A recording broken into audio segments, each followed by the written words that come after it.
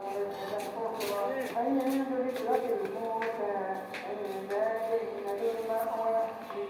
assalamualaikum warahmatullahi wabarakatuh. Alhamdulillahirrahmanirrahim. Alhamdulillahirrahmanirrahim. Wabillahi nasta'in. Wassalatu wassalamu ala asyrofil mursalin sayyidina wa maulana Muhammadin wa ala ali sayyidina Muhammad.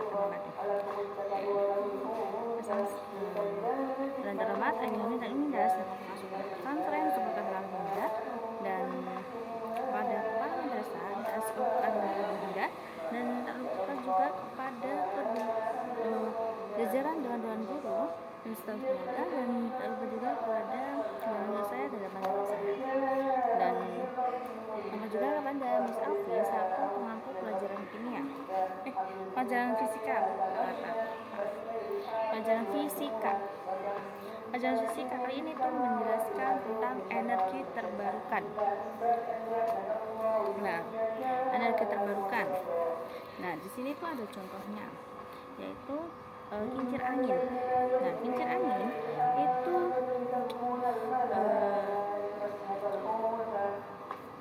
di desa Manggungsari, Tasikmalaya telah memanfaatkan kincir angin untuk mengalirkan air sungai Citandui yang tiada habisnya bersama mereka saat musim kemarau tiba. Nah, itu selama 60 tahun. Nah, kincir air baru ini tuh berfungsi sebagai alat untuk membantu pengairan sawah. Dan juga dapat dimanfaatkan sebagai pembangkit energi listrik.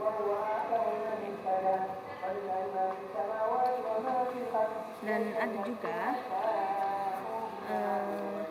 banyaknya air yang mengalir pada sungai Citandui itu dinyatakan dalam besaran debit yang secara matematis dinamakan dengan persamaannya untuk Q sama dengan V per T. Nah, Q sendiri itu debit air M kubik per second. Kalau volume V itu volume air M kubik. Kalau T itu waktu sekal. Nah, debit air sungai Citandui saat kemarau itu berada pada kisaran 12,00 M kubik per second hingga 14,50 M kubik per second. Dan ada juga cara ada gaya dorong. Nah, gaya dorong ini aliran air sungai tersebut tegak lurus dengan kincir airnya. Nah, gaya tersebut menyebabkan kincir air itu berputar disebut torsi. Nah, rumus dari torsi itu T sama dengan Fr. F besar, F kecil. Nah, T sendiri itu torsi Newton meter. Nah, sedangkan F itu gaya dorong yang diberikan oleh aliran air dinamakan dengan N Newton. R itu jarak ujung kincir air terhadap poros kincir dinamakan dengan M meter. Nah, masa gaya tersebut yang diberikan air langsung menyalurkan energi pada kincir tersebut. Karena itu kita menyebutnya dengan gaya dorong aliran air tentang melakukan usaha. Nah, usaha sendiri itu artinya cara memindahkan atau menyalurkan air. Usaha dan energi itu memiliki satuan yang sama. Dalam SI, satuannya itu adalah Joule dan dengan J. Nah, dimensi dari usaha dan energi adalah mL per T kuadrat. Nah, secara matematis usaha yang dikerjakan oleh gaya dorong air tersebut itu W sama dengan F delta S. W itu usaha yang dikerjakan oleh gaya yang dilambangkan dengan J Joule. F itu gaya dilambangkan dengan N. Nah, delta S itu pindahan dilambangkan dengan M. Nah, sedangkan kalau daya sendiri itu P sama dengan W per T. P itu daya atau watt, yaitu W usaha atau joule. T itu waktu second. Oke.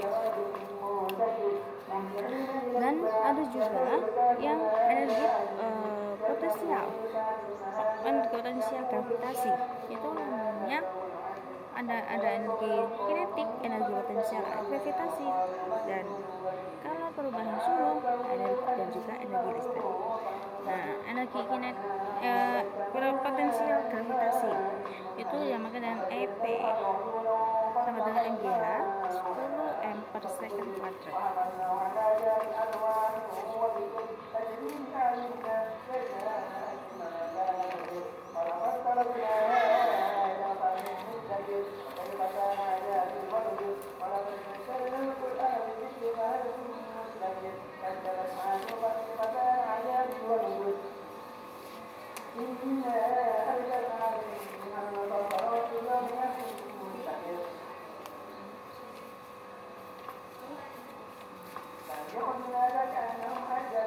Oke, maaf ya. EP sendiri itu adalah energi potensial gravitasi ditambahkan dengan J. M itu massa benda kilogram, G itu percepatan gravitasi 10 m per second kuadrat. Nah, H itu posisi benda pada ketinggian tertentu. Nah, jika TP-nya berkurang, EK-nya itu akan bertambah. Kalau itu Q sama dengan mc delta T. Nah, Q sendiri itu kalor joule, sedangkan C itu kalori jenis, J atau kilogram, kali K, M itu massa benda kilogram, delta T itu perubahan suhu atau Kelvin. Oke. Ya, ada juga yang dinamakan hukum mutlak massa. Hukum mutlak massa itu ada dua cerita, yaitu adanya apel jatuh itu energi mekanik, EM sama dengan EK tambah ET atau C, dilambangkan C, joule. Nah, itu tidak dapat energi sifat kekal itu tidak diciptakan, tidak dimusnahkan, dan tidak juga diubah bentuknya. Nah, sedangkan efisien energi itu N sama dengan E dihasilkan kali 100% per E diterima. Nah, M sendiri itu persen. Nah, sedangkan ada yang terakhir itu sumber energi. Sumber energi itu tidak terbarukan atau terbatas. Nah, tidak terbarukan atau terbatas ini dengan adanya bahan bakar fosil yang waktunya pada jarak waktunya itu sangat lama. Sedangkan energi terbarukan itu angin, gelombang laut. Energi terbarukan itu ada angin, gelombang laut, matahari, pasang surut, dan panas bumi. Nah, energi itu ada dua, yang pertama ada energi terbarukan dan tidak terbarukan. Kalau tadi yang terbarukan itu ada angin, gelombang laut, matahari, pasang surut, dan panas bumi. Sedangkan tidak terbarukan atau terbatas itu bahan bakar fosil yang dihasilkan pada jarak yang sangat lama, yang dapat digantikan oleh proses alami dalam jarak waktu sebanding dengan penggunaannya itu tidak akan pernah habis. Oke, saya cukup presentasi saya kali ini. Mohon maaf bila kurang lebihnya. Mohon maaf bila kalian tidak paham. Saya di sini juga masih belajar. Oke, terima kasih. Wassalamualaikum warahmatullahi wabarakatuh.